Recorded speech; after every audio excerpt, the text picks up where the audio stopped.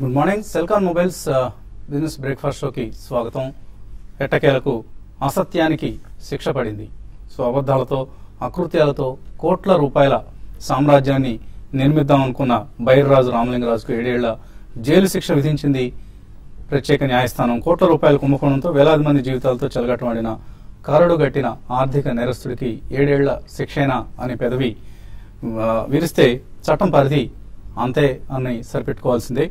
అయితే అలాగే సత్యం షేర్లలో ఇన్వెస్ట్ చేసి మూల్యం చెల్లించుకున్న ఇన్వెస్టర్ల సొమ్ము ఆవిరైపోయింది. సో ఆ నష్టాన్ని పూడ్చేది ఎవరు? ఇవన్నీ కూడా సమాధానాలు దొరకని సశేష ప్రశ్నలు. సో ఇంతటి కుంభకోణం నుంచి మనం నేర్చుకున్న పాఠం ఏంటి? మన వ్యవస్థ కావచ్చు, మనం కావచ్చు, నేర్చుకున్న పాఠం ఏంటి? ఇదే అతిపెద్ద ప్రశ్న. మార్కెట్స్ విషయానికి వస్తే ఏషియన్ క్యూస్ ఉదయం పాజిటివ్గా కనిపిస్తున్నాయి. ఏషియన్ మార్కెట్స్ లో పాజిటివ్ ట్రేడింగ్ ట్రెండ్ కనిపిస్తుంది. షాంఘై కావచ్చు, స్ట్రైట్స్ టైమ్స్ కావచ్చు, కోస్పీ కావచ్చు, ఇటువంటివన్నీ కూడా ఇవాళ పాజిటివ్ గా ట్రేడ్ అవుతున్నాయి. దీనికి ప్రధానంగా 5-6 మేజర్ క్యూస్ మనకు మార్కెట్స్ లో కనిపిస్తున్నాయి. నిన్న యూరోపియన్ మార్కెట్స్ స్ట్రాంగ్ గా క్లోజ్ అయ్యాయి. యూరోపియన్ ఆటో సేల్స్ ఎంకరేజింగ్ వచ్చాయి. అలాగే జర్మనీలో ట్రేడ్ డేటా మెరుగ్గా వచ్చింది. అండ్ గ్రీస్, సంక్షోభంలో ఉన్న గ్రీస్ దేశం 450 మిలియన్ యూరోల IMF లోన్ ను తీర్చింది.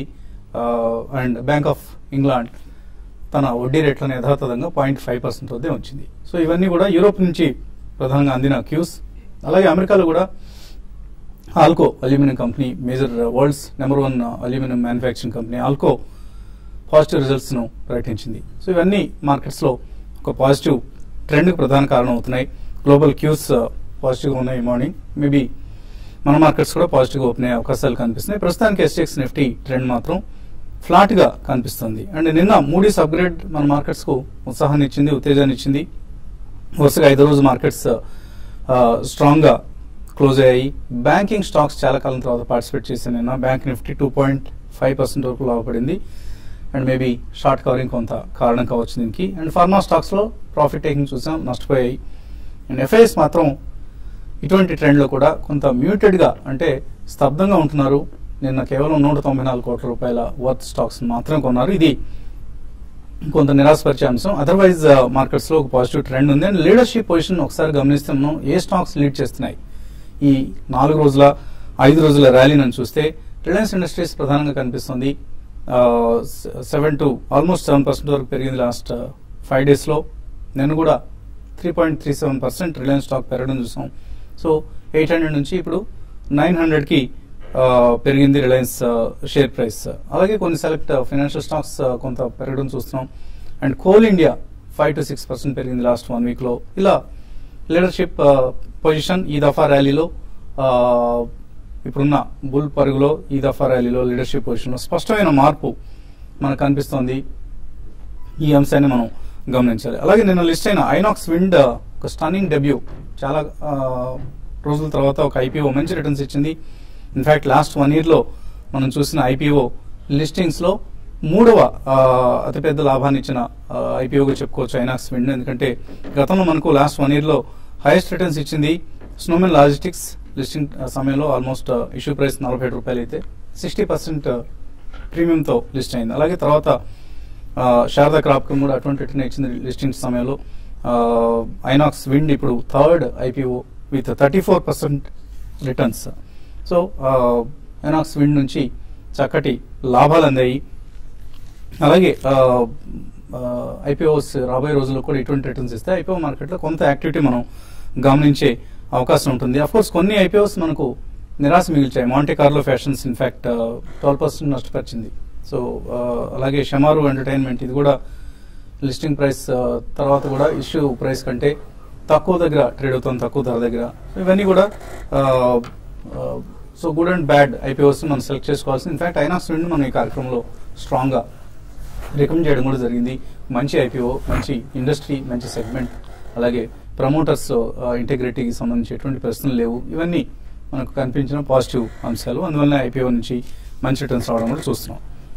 ఇక మార్కెట్స్ పరిస్థితి గురించి మనతో మాట్లాడేందుకు అనలిస్ట్ సిద్ధంగా ఉన్నారు. సో రాజేంద్ర గారు, టెక్నికల్లీ మార్కెట్స్ ఎలా కనిపిస్తున్నాయి, ఎటువంటి పరిస్థితిని, అంటే ఆఫ్కోర్స్ వీకెండ్ డే వల్ల నిన్న మనం చూసిన బ్యాంక్ నిఫ్టీ ర్యాలీ ఏదైతే ఉందో ఇది సస్టైన్ అవుతుంది అనుకుంటున్నారా? బ్యాంక్ స్టాక్స్ తిరిగి పార్టిసిపేట్ చేస్తాయి అనుకుంటున్నారు? ఐ థింక్ నిన్న ట్రేడింగ్ ప్యాటర్న్ మనం చూస్తే కనుక బేసికలీ లాస్ట్ 5 days గా మనం నిఫ్టీ పెరగడం చూస్తున్నాం. సో ఎవ్రీ డే ఒక్కొక్క సెక్టర్ పెరగడం చూస్తున్నాం అండి. నిన్న చూస్తే కనుక బ్యాంకింగ్ స్పేస్, అదేవిధంగా మొన్న ఐటీ స్పేస్ పెరగడం చూసాం. అంతకుముందు 2 ర్యాలీస్ లో మనకి రిలయన్స్ కానీ లేదంటే మెటల్ స్పేస్, ఇలా ఒక్కొక్క సెక్టర్ రొటేషన్ వైజ్ నిఫ్టీ పెరుగుతుంది. సో దీని ఇండికేషన్ ఏంటంటే ప్రాబబ్లీ ఒక టాప్ ఎక్కడైతే ఉందో ఆ సర్చ్ లో ఉన్నట్టు కనిపిస్తుంది మనకి. సో మనం ర్యాలీ ఏదైతే 8269 నుంచి చూసామో ప్రాబబ్లీ ఆ ఫాల్ ఏదైతే ఉందో 9119 నుంచి 8269 ఆల్మోస్ట్ 66% రిట్రేస్మెంట్ దగ్గరలో ఉన్నాం. సో 8830 అనేది ఒక గట్టి రెసిస్టెన్స్ లెవెల్ ఉంటుంది. ప్రాబ్లీ ఇక్కడ నుంచి ఫ్రెష్ ట్రేడ్స్ అనేవి లాంగ్ సైడ్ అయితే ఫేవరబుల్ గా ఉండవండి. ఐ థింక్ 8850 నుంచి 8900 లో ప్రాఫిట్ టేకింగ్ అనేది చేయాలి ఇన్వెస్టర్స్, షార్ట్ టర్మ్ ట్రేడర్స్ కానీ లేదంటే మీడియం టర్మ్ ట్రేడర్స్ కానీ. ప్రాబ్లీ ఒక కరెక్షన్ వచ్చే అవకాశం ఉంది ఇక్కడ నుంచి, మేబీ 8900 అక్కడ దాకా వెళ్ళినాక. సో అదేవిధంగా నేను బ్యాంక్ నిఫ్టీ మనం చూసాం ఫస్ట్ హాఫ్ అన్ అవర్ లోనే ఆల్మోస్ట్ 150 పాయింట్స్ కిందకి రావడం చూసాం గ్యాప్ అప్ తర్వాత. So with in 1 hour I think 150 నుంచి ప్లస్ 250 రావడం చూసాం. సో అంటే 400 పాయింట్స్ విత్ ఇన్ 1 hour పెరగటం చూసాం. సో ప్రాబ్లీ ఇలాంటి బుల్ మార్కెట్స్ లో basically last leg of rally ఏదైతే ఉంటుందో కొద్ది షార్ప్ గా ఉంటుంది. సో ఆ షార్ప్నెస్ కూడా మనం నిన్న గమనించాం కాబట్టి ఇక్కడ కొద్ది కాషియస్ గా ఉండాలి. బ్యాంక్ నిఫ్టీ లెవెల్స్ కనుక చూస్తే మనకి 19,050. సో అక్కడ మనకి 50-day మూవింగ్ యావరేజ్ ఉంది. ప్రాబ్లీ ఇక్కడ నుంచి ఒక 200-250 పాయింట్స్ దగ్గర ఒక గట్టి రెసిస్టెన్స్ ఉంది. అదేవిధంగా 19,050, 19,250 ఆ రేంజ్ లో ప్రాబ్లీ కొద్ది సెల్లింగ్ జోన్ గా చెప్పుకోవచ్చు మనం. సో దాని బియాండే ఇంకా కొంచెం ర్యాలీ వచ్చే అవకాశం ఉంది.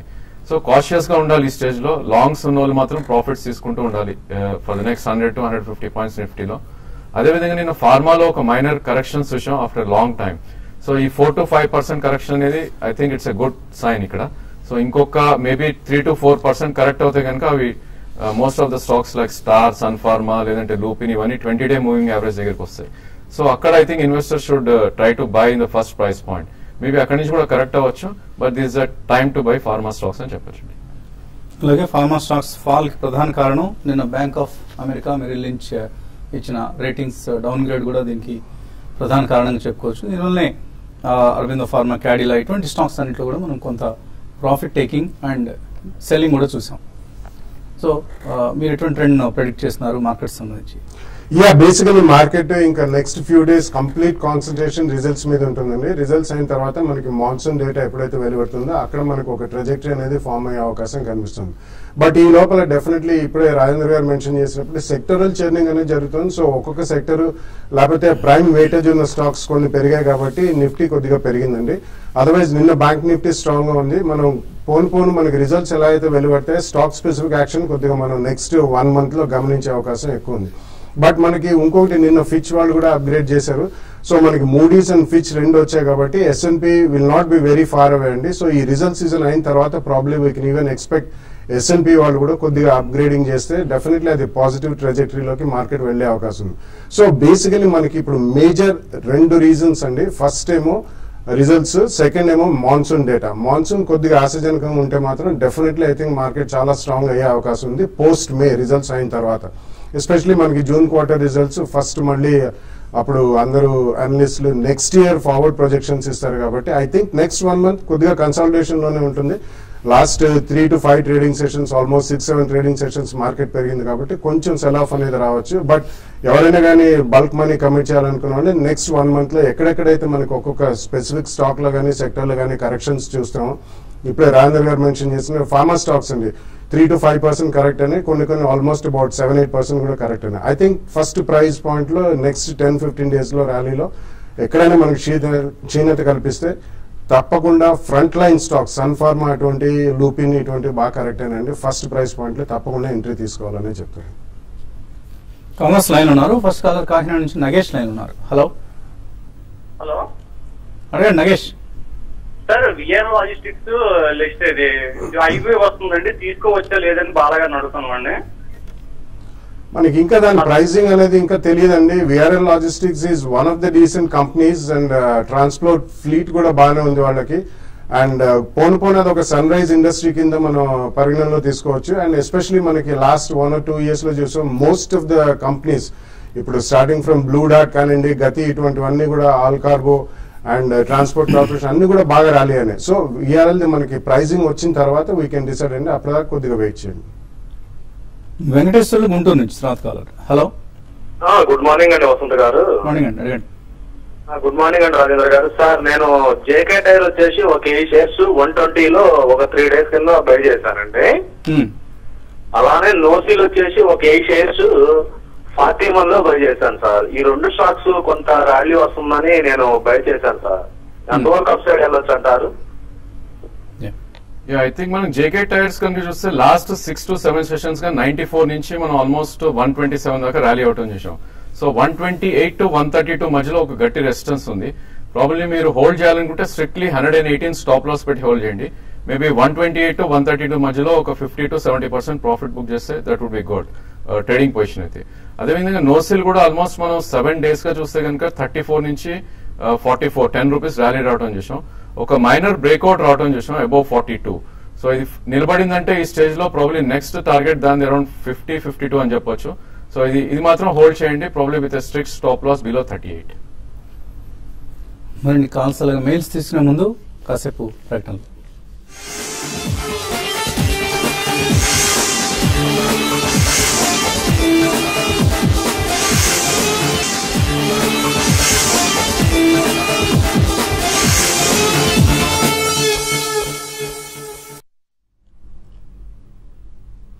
సెల్కాన్ మొబైల్స్ బిజినెస్ బ్రేక్ఫాస్ట్ తిరిగి స్వాగతం. తర్వాత కాలర్ లైన్ ఉన్నారు, పశ్చిమ గోదావరి జిల్లా నుంచి రవీంద్ర. హలో. హలో సార్, నమస్తే. నేను రవీంద్ర. నేను సిసిఎల్ ప్రోడక్ట్ 178లో తీసుకున్నానండి. అది నిన్న 211 వెళ్ళింది. దాన్ని ఏం చేయాలి ఇప్పుడు? ఉంచాలా, అమ్మేయాలా? అదొకటి. తర్వాత ఎస్బీఐ యావరేజ్ 90లో ఉన్నాయి సార్, వాటిని ఏం చేయాలి? నెక్స్ట్ వన్ 149లో యావరేజ్ లో 200 ఉంది సార్. వీటిని మూడింటి గురించి కాస్త చెప్పండి sir. CCL products, SBI. I think CCL products కనుక చూస్తే లాస్ట్ వీకే మనకి ప్రీవియస్ స్టాప్ ఏదైతే 195 బ్రేక్అవుట్ రావడం చేసాం. సో ప్రాబ్లీ ఇక్కడైతే హోల్డ్ చేయాలండి. ఇక్కడ నుంచి 225 to 240 దాకా వెళ్లే ఛాన్స్ ఉంది. సో మీరు షార్ట్ టర్మ్ ట్రేడర్ అయితే కనుక 186 స్టాప్ లాస్ పెట్టి హోల్డ్ చేయండి. 240 మేబీ 235 రేంజ్ లో ప్రాఫిట్ బుక్ చేయడానికి ట్రై చేయండి.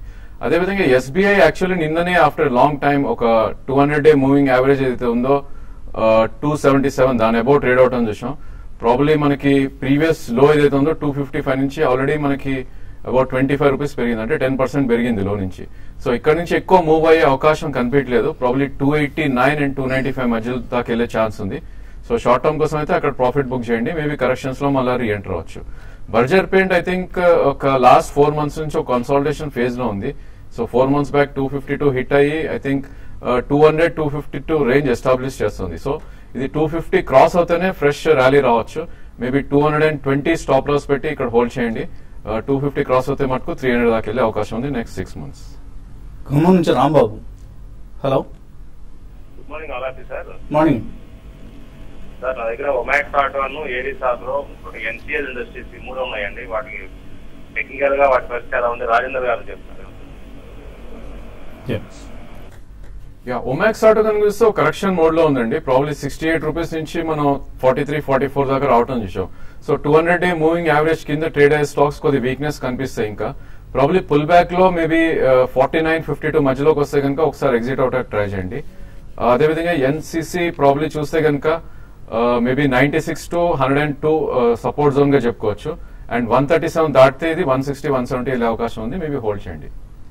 నర్సాపురం నుంచి శివ లైన్ లో ఉన్నారు. హలో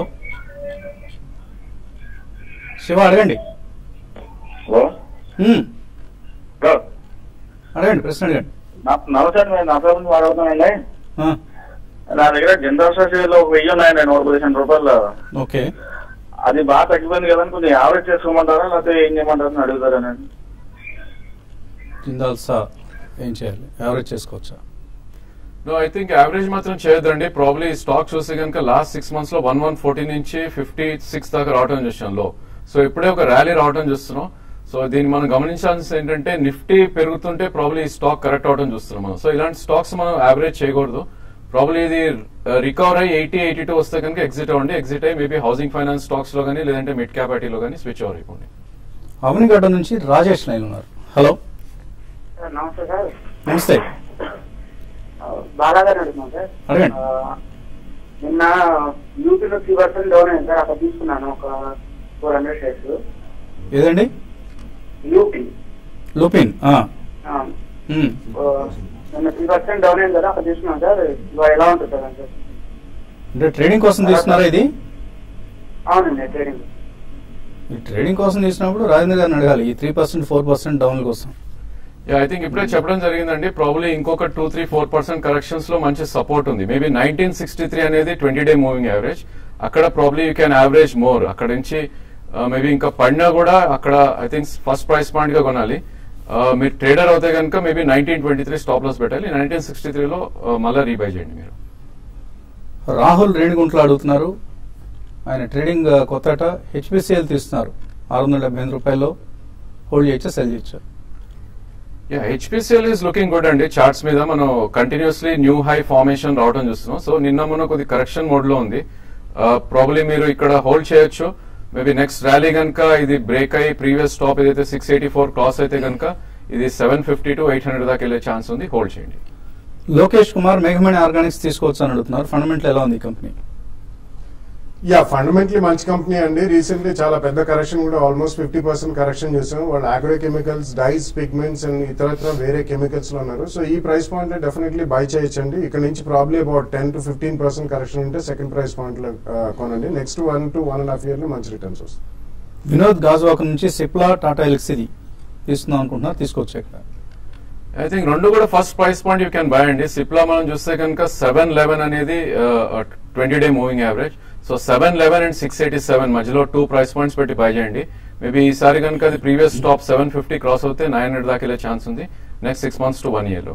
అదేవిధంగా టాటా ఎల్క్సీ చూస్తే కనుక మనం 1459 నుంచి ఆల్మోస్ట్ 1050 దాకా కరెక్ట్ అయ్యి ఇప్పుడే రికవర్ అవడం చూస్తున్నాం. సో అరౌండ్ 1300-1350 మధ్యలో ఉంది. ఫస్ట్ ప్రైస్ పాయింట్ ఇక్కడ ఎంటర్ అవ్వండి. మేబీ 1220-1250 మధ్యలో సెకండ్ ప్రైస్ పాయింట్. ఒకసారి ఇది 1450 దాటితే కనుక 1600 దాకా వెళ్ళే ఛాన్స్ ఉంది. Praveen Kumar wires and fabrics 135లో ఉన్నారు, ఇప్పుడు 30% లాస్ లో ఉన్నారు. ఈ స్క్రిప్ట్ 1 year కోసం హోల్డ్ చేయొచ్చా, యావరేజ్ చేసుకోవచ్చా? యావరేజ్ అంత మంచి పని కాదండి. ఉన్న స్టాక్ ఉంచండి. ఇది వాళ్ళు స్టీల్ రోల్డ్ వైర్స్ అవి చేస్తారు. బేసిక్లీ మనకి ఇన్ఫ్రాస్ట్రక్చర్ అండ్ ఎలక్ట్రిసిటీ రంగం పుంచుకున్నప్పుడు కొద్దిగా బాగానే ఉంటుంది. కరెంట్లీ ఉన్న ఉంచండి, అడిషనల్ మాత్రం కొనండి. ఎన్వి చంద్రశేఖర్ ఎఫ్ఎస్ఎల్ 34 రూపాయల, స్ట్రైడ్స్ ఆర్కలాబ్స్ అనుకుంటా 480లో హోల్డ్ చేస్తున్నారు. లాంగ్ టర్మ్ కోసం హోల్డ్ చేయొచ్చా? లాంగ్ టర్మ్ కోసం స్ట్రైడ్స్ డెఫినెట్లీ హోల్డ్ చేయండి. సబ్స్టాన్షియల్ ప్రాఫిట్స్ లో ఉన్నారు, కానీ తప్పకుండా ఈ మధ్యనే శాషన్ ఫార్మా కూడా మర్జ్ అయిపోయింది. సో డెఫినెట్లీ హోల్డ్ చేయమని చెప్తానండి. రాజు కుమార్ ప్రతిభ ఇండస్ట్రీస్ తీసుకున్నారు 500 రూపాయల్లో, హోల్డ్ చేయొచ్చా? ప్రతిభ అగైన్ మళ్ళీ ఇన్ఫ్రాస్ట్రక్చర్ రంగానికి చెందిందండి. కాబట్టి మీరు ఆల్రెడీ కొన్నవి ఉంచండి. అడిషనల్లీ ఈ క్వార్టర్ రిజల్ట్స్ చూసిన తర్వాత వాళ్ళ ఆర్డర్ బుక్ పొజిషన్ అవి చూసాక సెకండ్ ప్రైస్ పాయింట్ లో కావాలంటే కొనొచ్చు, బట్ ఉన్నవి మాత్రం హోల్డ్ చేయండి. రవి అడుగుతున్నారు, ఎస్కేఎస్ మైక్రో 290లో, హెచ్డిఐఎల్ 94లో, సుజలాన్ 17 రూపాయలకు ఉన్నారు. 6 months కోసం హోల్డ్ చేయొచ్చా, ప్రాఫిట్స్ బుక్ చేసుకోవచ్చా? ఆల్ ఓవర్ హోల్డ్ అండి. ప్రాబ్లీ మీరు మంచి ప్రైస్ పాయింట్స్ లో కూడా ఉన్నారు. మేబీ ఎస్కేఎస్ చూస్తే కనుక మొన్ననే ఒక మేజర్ బ్రేక్అవుట్ రావడం చూసాం. సో ఇక్కడ నుంచి 680 to 700 దాకా కూడా వెళ్ళే ఛాన్స్ ఉంది. బట్ ఈ 3 స్టాక్స్ కి మీరు ట్రైలింగ్ స్టాప్ పెట్టుకోవాలి. మేబీ ఎస్కేఎస్ చూస్తే కనుక 450 స్టాప్ లాస్ పెట్టుకోండి. అదేవిధంగా హెచ్డిఎల్ 128 స్టాప్ లాస్ పెట్టుకోండి. Maybe Suzlon 23 rupees stop loss పెట్టి 3 కూడా హోల్డ్ చేయండి. చక్కగా వాల్యూమ్స్ కొన్నారు మీరు, మంచి వాల్యూమ్ తో కూడిన షేర్లు కూడా హోల్డ్ చేయండి. మోహన్ అడుగుతున్నారు, ఐసిఐసిఐలో ఇన్వెస్ట్ చేశారట, పెరగడం లేదు, 5 years లాంగ్ టర్మ్ కోసం ఏం చేయాలి దీన్ని? అలాగే యాక్సిస్, ఇన్ఫోసిస్, భారత్ ఫోర్జ్ వీటిలో ఇన్వెస్ట్ చేయొచ్చా? 5 years అంటున్నారు కాబట్టి నథింగ్ టు వరీ అండి. డెఫినెట్లీ ఉంచమని చెప్తాను. ఒక్కొక్కసారి సెక్టోరల్ కరెక్షన్ లో ఐసిఐసిఐ కొద్దిగా ఎక్కువ కరెక్ట్ అయింది, బట్ ఆల్ ద 3 మీరు చెప్పిన భారత్ 4G ఇవన్నీ కూడా డెఫినెట్లీ 5 years వ్యూతో కొన్నారు కాబట్టి ఉంచమని చెప్తానండి. They will give you excellent returns. Sandhya Talluri అడుగుతున్నారు, హోల్డ్ చేద్దాం అనుకుంటున్నారు 5 సంవత్సరాల కోసం 5 లక్షల రూపాయలు ఇన్వెస్ట్ చేస్తారట. ఎటువంటి స్టాక్స్ రికమెండ్ చేస్తారు? 2-3 స్టాక్స్ రికమెండ్ చేయమంటున్నారు. 5 years కంటే definitely pharma, mid cap IT, housing finance లో మీరు GSC housing finance and probably even Can Fin homes corrections లో తీసుకోవచ్చండి. మిడ్ క్యాప్ ఐటీలో మీరు హెక్సావేర్ ఒకటి, కేపీఐటీ ఇటువంటి అండ్ పర్సిస్టెంట్ సిస్టమ్స్ చిన్న కరెక్షన్స్ లో తీసుకోండి. ఫార్మాలో ఇండోకో రెమెడీస్, గ్రాన్యూల్స్ ఇటువంటి చిన్న కరెక్షన్ లో 5 to 10% కరెక్షన్ లో తీసుకోండి. Suresh Kumar LIC housing finance 470 call తీసుకుందాం అనుకుంటున్నారు, తీసుకోవచ్చా? ప్రాబ్లీ హౌసింగ్ ఫైనాన్స్ స్పేస్ లో నిన్ననే ఒక అప్ మూవ్ రావడం చూసామండి. I think LIC is a laggard current stage లో. Probably 470 call you can attempt అండి. అదేవిధంగా 454 బిలో క్లోజ్ అవుతాయి కనుక మీ కాల్ ఎగ్జిట్ అయిపోండి. యాదగిరి అడుగుతున్నారు, అవంతి ఫీడ్స్ ఈ రేట్లో మీడియం టర్మ్ కోసం తీసుకుంటే ఎలా ఉంటుంది? ఇది ఎన్ఎస్సిలో ట్రేడ్ కావట్లేదు, ఎందుకు ట్రేడ్ కావట్లేదు? It's only BSc traded stock అండి. ఫండమెంటలీ చాలా స్ట్రాంగ్ కంపెనీ, కానీ లాస్ట్ ఇయర్ మనం చూసాం ఎక్సలెంట్ పర్ఫార్మెన్స్, అది చాలా స్ట్రాంగ్ పర్ఫార్మెన్స్ చూసాం. అక్కడ నుంచి కరెక్షన్ మోడ్ ఉంది. 6 months is too short period. So basically aqua feeds లో ఉన్నారు. మీకు అట్లీస్ట్ 12 to 18 months ఉంటే ఫ్రెష్ గా కొనండి, లేకపోతే మాత్రం అవాయిడ్ చేయండి. సునీల్ ఉసిరికల అడుగుతున్నారు, ఫెడరల్ బ్యాంక్ టీసీబీ ఈ రేట్లో తీసుకోవచ్చా లాంగ్ టర్మ్ కోసం? DCB definitely I think you can buy in 2 price points with a 10% correction. Federal Bank కూడా it's a good bank. Correction కూడా recently మనం చూసాం. లాంగ్ టర్మ్ అంటున్నారు కాబట్టి ఫస్ట్ ప్రైస్ పాయింట్ లో ఇక్కడ కొనండి. మేబీ 5 to 7% డౌన్ లో సెకండ్ ప్రైస్ పాయింట్ లో కొనండి. సో ఆయన మన యూఎస్ఏ నుంచి అడుగుతున్నారు, యూఎస్ఏ నెంబర్ పనిచేయట్లేదట. సో దీనికి సంబంధించి మా టెక్నికల్ టీంని అలర్ట్ చేస్తామండి. ఇది ఇవాళ సిలికాన్ మొబైల్స్ బిజినెస్ బ్రేక్ఫాస్ట్ లో. మధ్యాహ్నం స్మార్ట్ ఇన్వెస్ట్ లో మళ్ళీ కలుగుతాం.